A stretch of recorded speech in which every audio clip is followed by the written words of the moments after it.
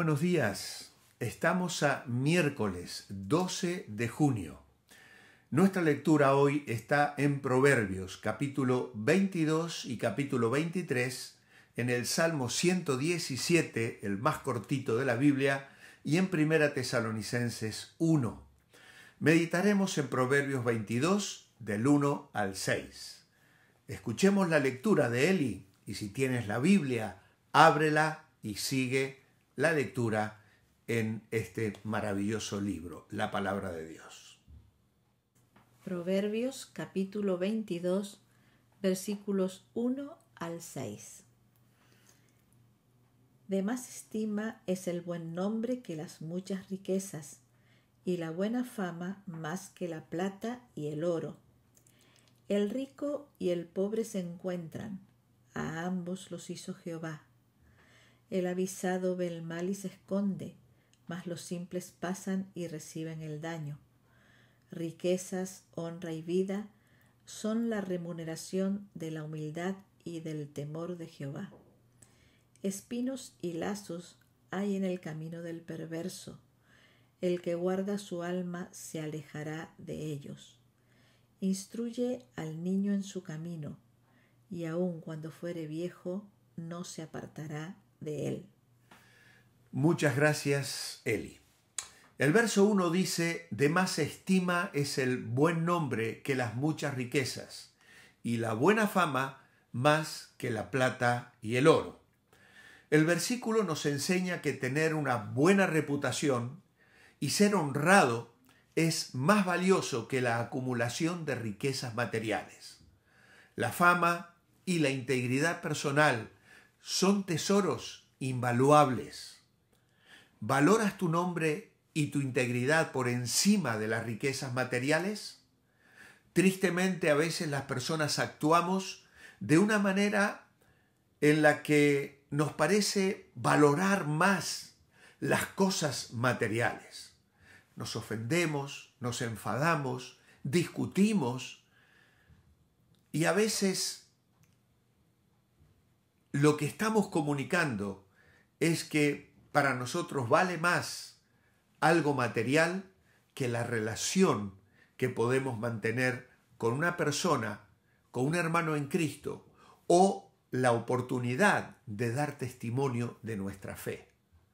Por esa razón debiéramos reflexionar frente a la forma en que nos relacionamos con los demás.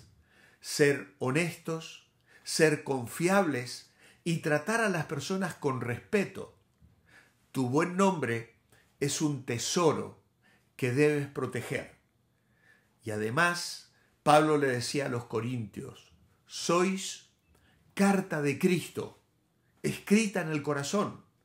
Sois aroma de Cristo, una fragancia, olor de vida para vida. Y es lo que queremos ser cuando interactuamos con las personas a las que Dios pone a nuestro alcance.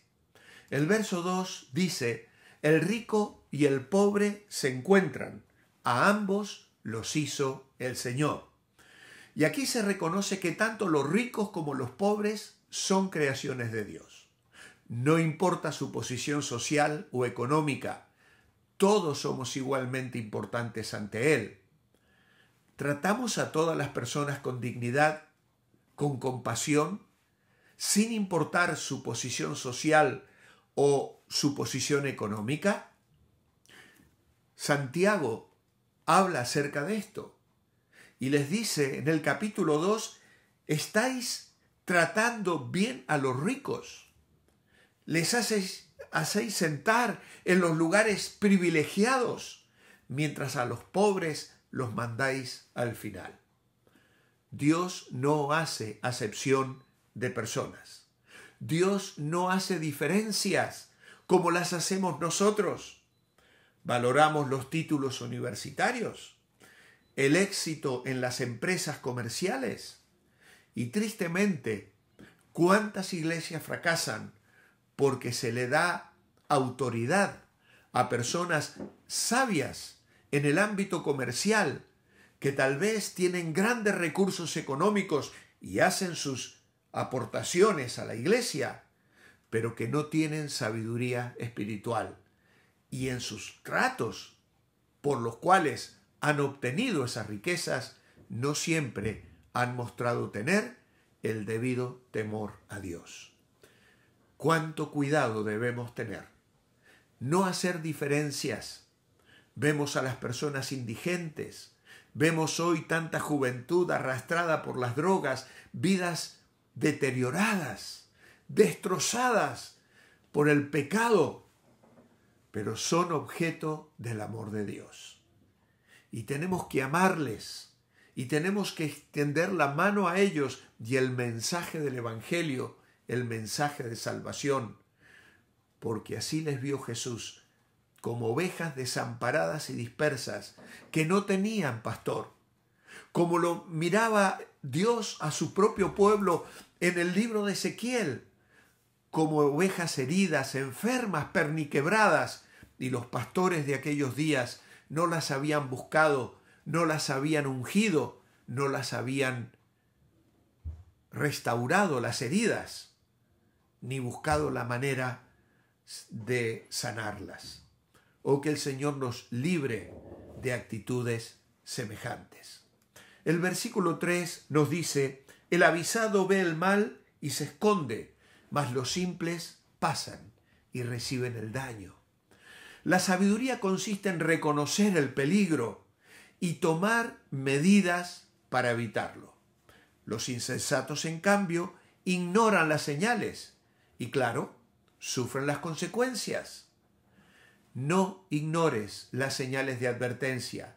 Si ves algo malicioso o peligroso, aléjate de ello. La sabiduría consiste en reconocer el mal y tomar medidas para evitarlo. Hablo muchas veces con jóvenes y una ilustración muy fuerte que suelo utilizar es que cuando uno ve un contenedor de basura, incluso el que usamos en nuestra casa para tirar los desechos, o cuando sacamos de nuestra casa esa bolsa llena de basura y la llevamos a un contenedor, como los que tenemos aquí, gracias a Dios, en España, te acercas al sitio donde están los contenedores, uno para cartones, otro para vidrio, otro para materias vivas, diríamos así, y uno ya huele a algo sucio, algo malo, más en los lugares donde hay mercados y hay sobras de pescado y de... aquello huele muy mal. Bueno, cuando yo veo algo así, no necesito ir y meterme dentro ni refregar mis narices por aquel lugar para reconocer que allí hay basura. Y queridos amigos, hay lugares donde el creyente no debe ir. Hay lugares donde los hijos de Dios no entramos, no nos acercamos, no participamos. ¿Por qué? Porque huele a pecado, huele a podrido, huele a maldición, huele a fracaso, huele a todo aquello que es rebeldía contra Dios. El avisado ve el mal y se esconde. A veces tenemos que escondernos, a veces tenemos que escapar. Pablo le decía a Timoteo: huye de las pasiones juveniles, y a veces lo mejor es huir, aunque nos tilden de cobardes, aunque se burlen de ti tus amigos, tus amigas, tus compañeros de instituto, de colegio. No importa, huye, huye, no te dejes atrapar. El versículo 4, ¿qué nos dice? Riquezas, honra y vida son la remuneración de la humildad y el temor del Señor. Y aquí se destaca que la humildad y el temor de Dios son recompensados con bendiciones como riquezas, honor y vida. La verdadera prosperidad proviene de una actitud reverente hacia Dios. La verdadera prosperidad no solo se trata de riquezas materiales. Por eso busca la humildad, el temor del Señor. Estos traerán recompensas, y son las recompensas que permanecen, que no tienen tanto que ver con riquezas materiales, sino que tienen que ver con bendición espiritual, con relaciones sólidas, con hogares estables, con vidas dignas, con honor y vida.